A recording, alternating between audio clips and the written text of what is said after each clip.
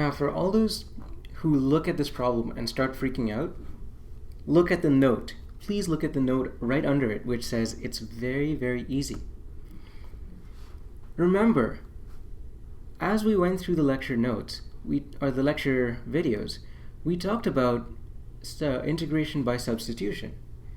In that, we said, look for a function that's a composition of functions and look for another one that's pretty simple. This function looks pretty simple. This function looks like the composition of two functions. So I'm going to pick this one to make my substitution with. Okay? My outside function f is clearly the square root. Inside function g of x, 1 plus 3x plus 2x squared. As usual, gx gives me my substitution variable u.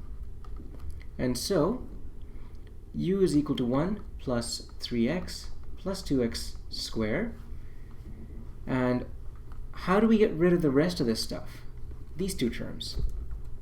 Well, same way we normally do. Du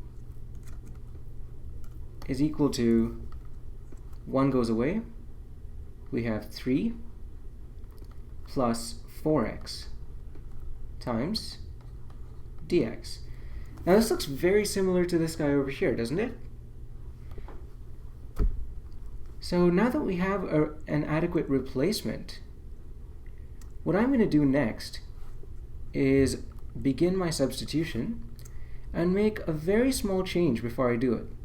I'm going to take a common factor of 2 out and write this as 3 plus 4x times 1 plus 3x plus 2x squared times dx. All of a sudden, look at that. What is that? That's exactly what we're going to replace by du. So, 2 times, this becomes the square root of u du. Now do you believe that it's an easy problem? So, what's the integration of the square root of u? It's u to the power half, integrates to become u to the power 3 half, and we have to divide by 3 half or multiply by 2 over 3. Don't forget your integration constant c. So the answer is 4 over 3, u to the power 3 over 2, plus c. Now we want to plug back in our x's, and so we'll get 4 over 3,